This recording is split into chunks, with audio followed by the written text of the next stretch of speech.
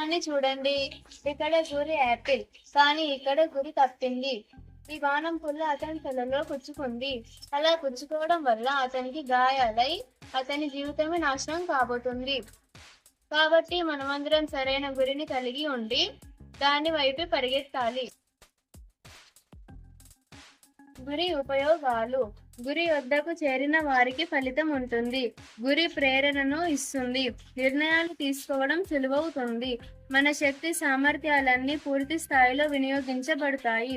ఒత్తిడిని తగ్గించి ఆరోగ్యాన్ని మెరుగుపరుస్తుంది. మన మీద మనకు నమ్మకం పెరుగుతుంది. సో మై డియర్ ఫ్రెండ్స్, మనమందరం సరైన గురిని కలిగి ఉండి దాని వైపు చూస్తూనే పరిగెత్తాలి. అందరి ఒక మంచి డెసిజన్ తీసుకోండి, కానీ డెసిజన్ తీసుకుంటే సరిపోతుందా? Decision help us to start, discipline help us to finish. Decision కేవలం ప్రారంభించడానికి మాత్రమే సహాయపడుతుంది, కానీ డిసిప్లిన్ దాన్ని పూర్తి చేయడానికి తోడ్పడుతుంది. కాబట్టి మనం ఒక సమయాన్ని ఏర్పాటు చేసుకొని దాని ప్రకారమే నడవాలి. ఖచ్చితంగా పాటిస్తుంది. కొంతమందిని అడిగితే నేను ఇది చేస్తాను, రేపటి నుంచి ఉదయం మేల్కొని 5 గంటలకు చదవడం ప్రారంభిస్తాను, వ్యాపారం చేస్తాను, లేకపోతే నేను వాకింగ్ చేస్తాను అని చాలా మంది అనుకుంటారు. కానీ వారు ఏం చేయలేరు. ఎందుకంటే 100% వాళ్లకు ఉత్సాహం లేదు ఆ గురి మీద.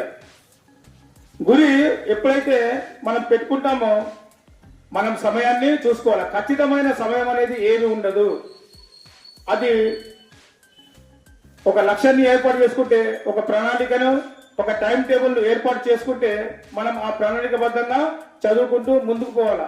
చిన్న లక్ష్యమే కావచ్చు, మీరు తీసుకున్న ఆ లక్ష్యాన్ని నెరవేర్చాలంటే ఒక అడుగు ముందుకు వేయాలి. దానికోసము ప్రణాళిక, టైం టేబుల్ ఏర్పాటు చేసుకొని మనం ముందుకు వెళ్తే ఎలా వెళ్ళాలి, విజయానికి ఎలా చేరుకోవాలో మీకు చాలా బాగా అర్థమవుతుంది. ఏదైనా లక్ష్యాన్ని ఏర్పాటు చేసి దానికి అనుగుణంగా ముందుకు పోవాలంటే ఈ టైం టేబుల్ని మనం ఎప్పుడు కూడా మిస్ చేయకూడదు.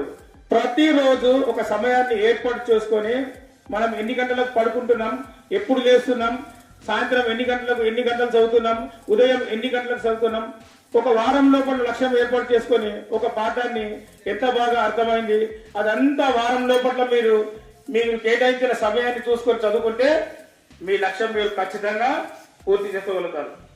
ఒక నెలకు టార్గెట్ చేసుకోవాలా, వారానికి టార్గెట్ చేసుకోవాలా, లేకుంటే సంవత్సరానికి టార్గెట్ చేసుకోవాలా. ఈ సంవత్సరం నేను 10వ తరగతి, మరి నేను ఎన్ని మార్కులు తెచ్చుకుంటాను, ఈ సంవత్సరం లోపల నా టార్గెట్ ఏంటిది, మరి ఈ వారం లోపల నేను ఈ పాఠాన్ని పూర్తి చేసుకున్నానా లేదా, ఒక నెల లోపల నేను ఎన్ని పాఠాలు చదవగలిగినాను.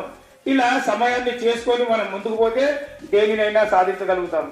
కానీ సమయం లేకుండా మనము ఖచ్చితమైన పర్ఫెక్ట్ టైం కోసం మనం వెయిటింగ్ చేస్తుంటే పర్ఫెక్ట్ టైం అనేది మనకు రాదు. ఎప్పుడు కూడా మనమే సమయాన్ని చేసుకొని ఒక పద్ధతి ప్రకారం ముందుకు పోతే మనం దేన్నైనా సాధించగలుగుతాం.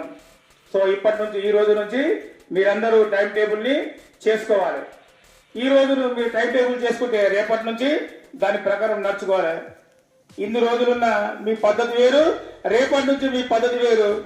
ఇక మీరు ఏం కాబోతున్నారో ఆ లక్ష్యాన్ని కలలు కొనాలి, దానికోసం అడుగు వేయాలి. తప్పకుండా మీరు 100% సాధిస్తారని ఆశిస్తున్నాను. Thank you.